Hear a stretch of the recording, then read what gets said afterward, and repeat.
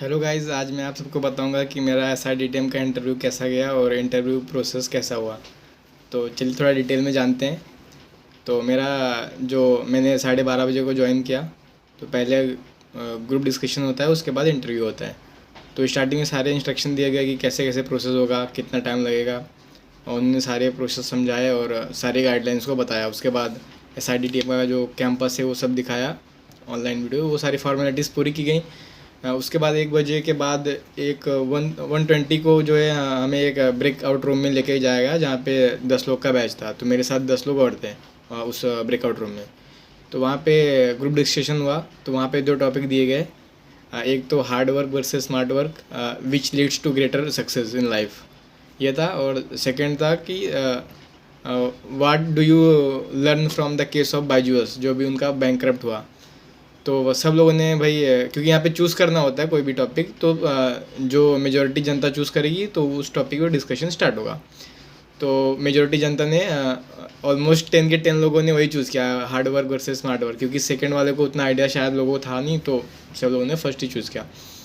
तो स्टार्टिंग में भाई वही मच्छी मार्केट हो गया, सब लोग अपने अपने व्यूज़ दे रहे, कोई एक दूसरे की सुन नहीं रहा है। तो फाइनली पैनल को इंटरप्ट करना पड़ा। तो उन्होंने बोला कि सबको चांस देंगे। तो सबको चांस मिला। सब लोगों ने अपना अपना एक्सप्लेन किया, जो भी था। तो लास्ट में सबको कंक्लूड करना होता है 30 सेकंड्स के लिए। तो सब ने 30 सेकंड्स के कंक्लूड किया कि उनका क्या उसके स्टैंड पॉइंट है। तो मैंने भी किया। तो ये प्रोसेस ऑलमोस्ट 12 से 15 मिनट चला होगा। उसके बाद दूसरे ब्रेकआउट रूम में लेके गए जहाँ पे इंटरव्यू होना था। तो दूसरे ये सारे ख़त्म हुआ तो हम दूसरे इंटरव्यू ब्रेकआउट रूम में चले गए, जहाँ पे अभी सब एक एक करके रोल नंबर वाइज या GDPI राउंड के हिसाब से लेके गए उनको इंटरव्यू में। तो ऑन एंड अराउंड हमारा जो ब्रेकआउट रूम था, उसमें जो पैनलिस्ट थे वो ऑलमोस्ट 10 12 15 मिनट का उनका एवरेज टाइम था, 12 और 15 मिनट का। तो लेके गए। तो मेरा तो 7th और 8th नंबर था सपोज़। तो मुझे ऑलमोस्ट 1.5 घंटे का वेट करना पड़ा। तो जब मेरा नंबर आया तो उन्होंने यही पूछा, स्टार्टिंग से ही 2 पैनलिस्ट थे। एक पैनलिस्ट ऑलमोस्ट 40 to 43 ईयर्स के रहे होंगे, और जो सेकंड थे वो 60 ईयर्स के थे। तो अभी इन्होंने मेरा इंटरव्यू देना स्टार्ट किया। फर्स्ट क्वेश्चन पूछा उन्होंने कि tell me about yourself and why this course, ये सब पूछा, वाई SIDTM, ये सब। तो उसका आंसर जो मैं पहले पहले पढ़ के गया था वो सब दिया। तो उसके बाद उन्होंने बोला कि आपका BSc प्लेन है कि BSc मैथमेटिक्स है। तो मैंने बोला कि मैथमेटिक्स ऑनर्स है। तो फिर भाई यहाँ से होती है हमारी ग्रिलिंग स्टार्ट। तो यहाँ से उन्होंने क्वेश्चन पूछा। अभी मैं आपको बताता हूँ क्या क्या क्वेश्चन था। उन्होंने पहले ग्रुप थियरी के क्वेश्चन पूछे कि डिफरेंस बिटवीन ग्रुप थियरी और सेट थियरी में क्या होता है।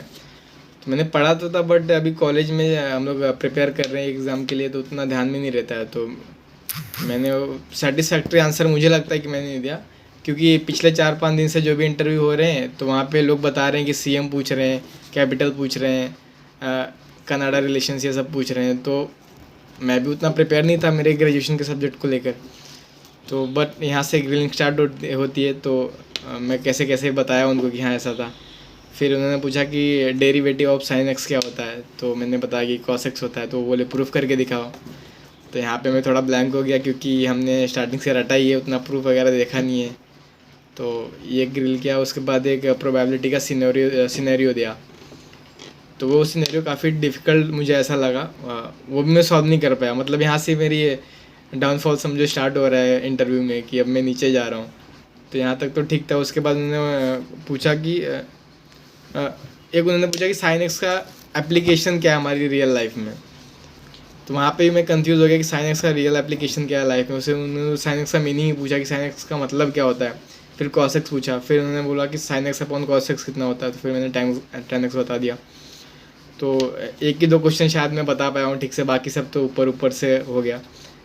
उसके बाद यहाँ तक कि वो नहीं रुके, मेरा इंटरव्यू ऑलमोस्ट 18 से 20 मिनट मेरे को लगता है चला। तो ये सब ग्रिलिंग हो रही थी। उसके बाद फिर उन्होंने मेरे हॉबी पे शिफ्ट हो गए। तो उन्होंने हॉबी से, मैंने बोला था कि मेरा क्रिकेट हॉबी है। तो उन्होंने पूछा कि 2019 में जो वर्ल्ड कप हम हारे उसका क्या रीज़न था। अभी भाई 2019 आज से 6 साल पहले, याद तो था मुझे, बट उतना थोड़ा बैक जाना पड़ा मेरे को। तो वहाँ पे मेरे को याद आया कि हाँ एक बारिश हो गई थी सेमीफाइनल में हमारे। तो मैंने बताया कि हमारा मोमेंटम ख़राब हो गया था एक, तो इसलिए शायद एक रीज़न था उसका हारने का। तो थोड़ा लग रहे थे कि हाँ एग्री हैं। उसके बाद उन्होंने पूछा कि आप फाइनेंस के बारे में क्या जानते हो, तो समय अब मैं बोले कि फाइनेंस के कुछ टर्म्स बताओ। तो यहाँ पे मैं बिल्कुल भी एक्सपेक्ट नहीं कर रहा था कि वो फाइनेंस के रिलेटेड मेरे से कुछ पूछेंगे, तो फिर मैंने सॉरी सर वगैरह सब बोल दिया कि I am not able to recall. और मैंने ये बोल दिया कि सर मैं S I D T M इसीलिए चूज़ कर रहा हूँ क्योंकि जब वहाँ पे मैं आऊँगा तो S I D T M ऐसा है कि सबको जो नॉन फाइनेंस बैकग्राउंड से हैं उनको भी क्लासेस सीखने को मिलेंगी, वो भी बेसिक से। तो बोले हाँ हाँ ठीक है। तो वो ये शायद मैंने आंसर तो नहीं दिया बट शायद वो सेटिस्फाई हो गए होंगे यहाँ से। उसके बाद उन्होंने पूछा कि डिजिटल टेलीकॉम के बारे में पूछा और 5G के बारे में पूछा कि हाँ 5G जो है कैसे वर्क कर रहा है, आ गया है कि नहीं हमारी कंट्री में। उसका मैंने बताया, वो भी शायद उतना सेटिस्फैक्ट्री नहीं था क्योंकि मैं ऑलरेडी मतलब ये एक्सपेक्टेड मैंने क्वेश्चन ये सारे नहीं किए थे। मैंने जितने भी ट्रांसक्रिप्ट देखे थे ये सारे क्वेश्चन थे बट मैं मेरे बैकग्राउंड से रिलेटेड जो था मैं सोचा नहीं था कि मुझसे शायद पूछेंगे ये। उसके बाद उन्होंने यहाँ फिर वापस मेरे को क्रिकेट का क्वेश्चन याद आया कि क्रिकेट में पूछा कि जो भी हमारा चैम्पियन ट्रॉफी होने वाला है वो कहाँ पे होगा और कौन से वेन्यू पे पहले और दूसरे मैच हो रहे हैं और किसके साथ हो रहे हैं। तो मतलब इस सीक्वेंस में वाला पहले उन्होंने पूछा कि पहला मैच और दूसरा मैच किसके साथ है, तो मैंने बोला पहला मैच हमारा बांग्लादेश के खिलाफ है और दूसरा मैच पाकिस्तान के खिलाफ है। तो उन्होंने पूछा कहाँ हो रहा है, तो मैंने बोला दुबई में। बोले स्टेडियम का नाम बताओ। अभी स्टेडियम का नाम सच में मेरे को याद नहीं था तो मैंने भाई सॉरी बोल दिया। तो और क्या था कि मतलब मुझे लगता है कि सेटिस्फैक्ट्री इंटरव्यू नहीं था क्योंकि ग्रिलिंग बहुत हुई और बहुत सारे क्वेश्चन पूछे गए। सीएम मिनिस्टर से कोई क्वेश्चन नहीं पूछा गया जो मैं एकदम रट रट के गया था कि यही आने वाला है, बट वो बिल्कुल भी नहीं आया। और यही था। और मेरे को कुछ याद आएगा तो मैं आपको बताऊंगा बट अभी के लिए तो इतना ही था।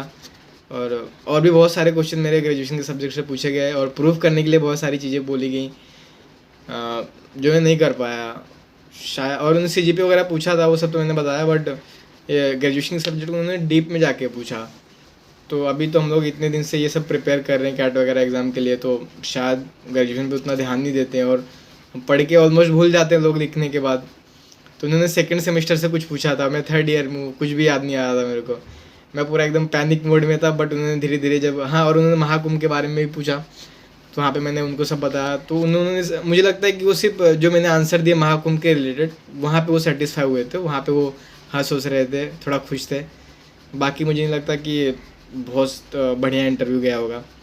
और मैं ये फर्स्ट टाइम वीडियो बना रहा हूँ, अगर इसमें कुछ हुआ तो सॉरी ब्रो, सॉरी गाइज लोग। तो यही था और देखते हैं जो रिज़ल्ट आएगा क्या है। मेरा परसेंटाइल भी अच्छा है और 92+ है, तो देखते हैं क्या होता है। एक्सपेक्टिंग गुड बट हुआ तो ठीक, नहीं हुआ तो वो भी बहुत बड़ी बात नहीं है। लाइफ में बहुत कुछ है करने के लिए। Bye bye.